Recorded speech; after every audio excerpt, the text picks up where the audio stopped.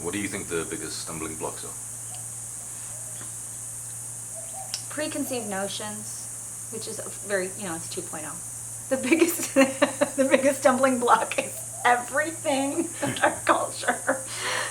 Everything 2.0 is the thing that's the problem. It's everything that is ingrained in us. That we were all little kids at some point that needed our parents to shelter us and feed us, and so our life depended on conforming. And then our sense of belonging got real caught up in that. If you want to be part of our family, this is how we behave, this is how we act. Why are you acting so fabulous? You're making the rest of us look bad. Why do you have to be weird? Just conform. So our sense of belonging, which is a base need, our food, shelter, and water, all got really wrapped up in how we do sex, how we do our intimate relationships, complying with the system that already was there.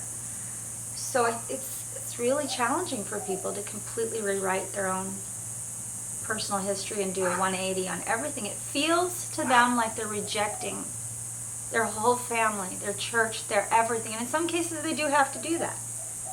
I think it was a little easier for me because I'd already made my peace with that. I'd already gone off on my mission and doing my own thing, and I didn't give a fuck.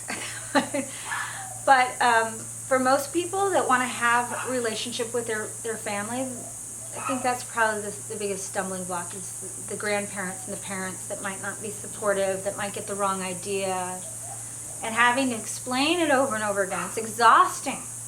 I don't know how you do it. You're touring the world explaining it over and over and over. It's kind of exhausting to get past people's initial triggers. Oh, it's some sex cult thing, polyamory, open relationship, crazy swinger shit. And I'm like, well, I don't know about any of that stuff. Like, maybe, if that's your thing or whatever, but I don't think that's what this book is about or promoting at all. So where are you getting this? Did you read the book? No. There's like all these assumptions about it. And like, for me personally as a teacher, that's the hardest part for me, is that I get upset that people are already rejecting something, that it's just triggering so much fear in them. They're already rejecting it before they even looked at it at all.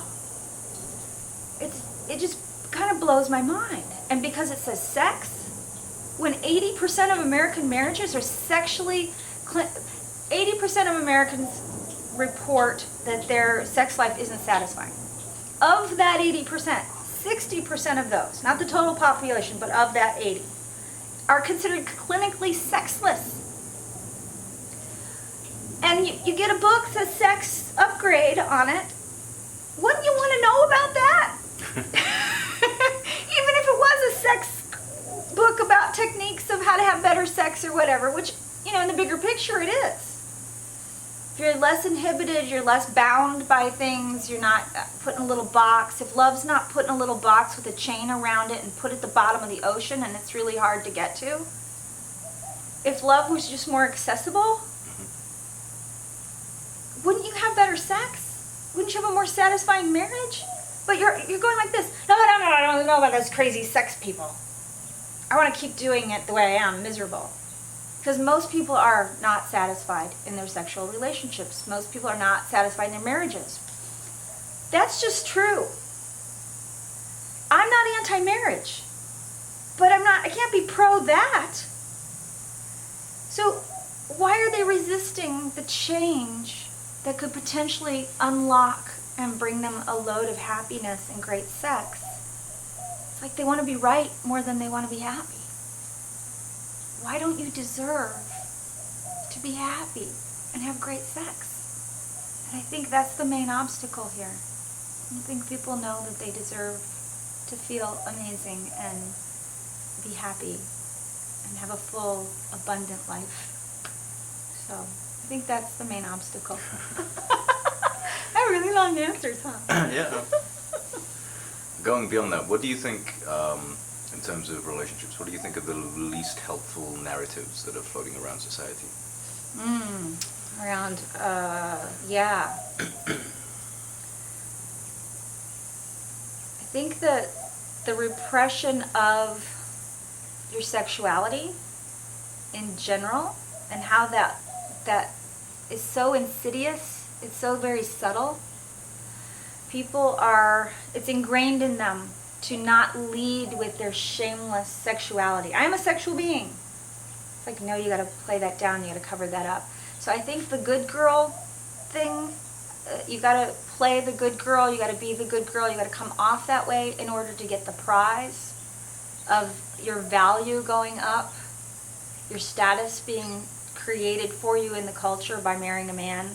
Because men only marry and share resources with women they can trust to not be whoring around and that'll stay home and take care of the children.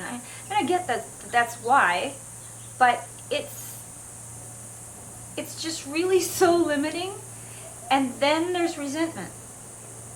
So we've got a system where nice guys are trying to do the right thing and do what they should.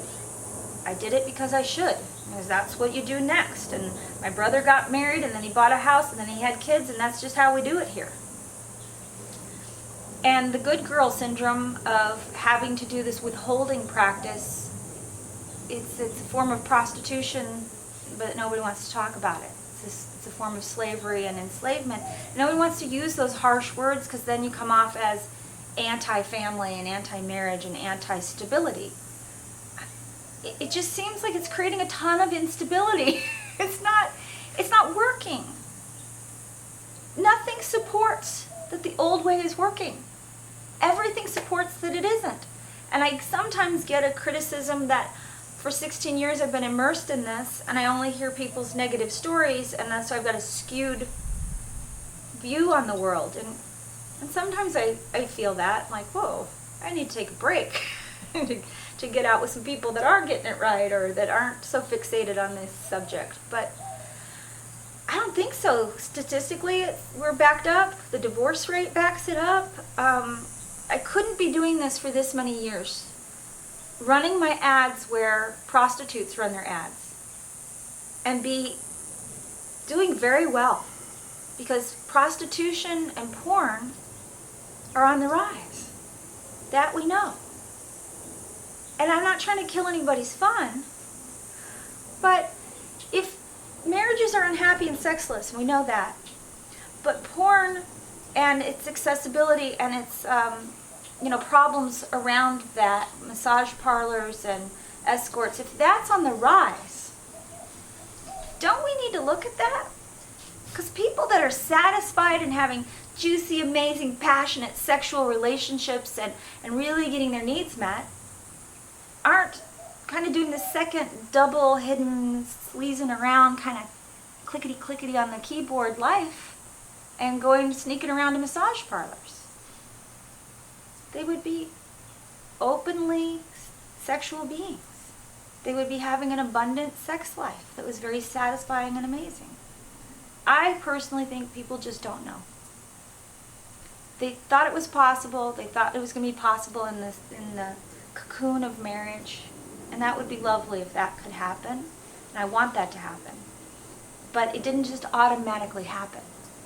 It's something you have to invest in and choose. Well, if you aren't told that there's a way to do that, you aren't trained and taught the skill set to do that, you're just going to be floundering around and feeling like a failure, like it's your fault. So the culture really sets people up for failure. Tells them this is the golden ticket. This is how it's, you're going to be happy if you just follow all the rules, and you're a nice guy and you're a good girl and you get together and you do it just how you're supposed to. And then people aren't happy. They're not only not happy, they're miserable, and they're jerking off to porn in the other room, having a very disconnected life.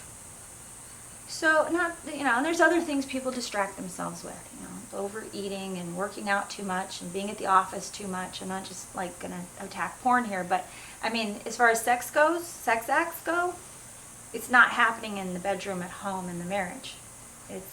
There's plenty of men buying this experience and having dead sex at home, obligatory sex at home, and bought and paid for pretend play acting sex with the prostitute.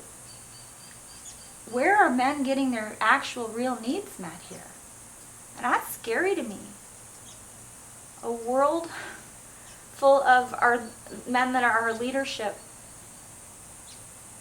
not not able to fully access their total beingness, their purpose, their passion, because they're having to live this divided lifestyle.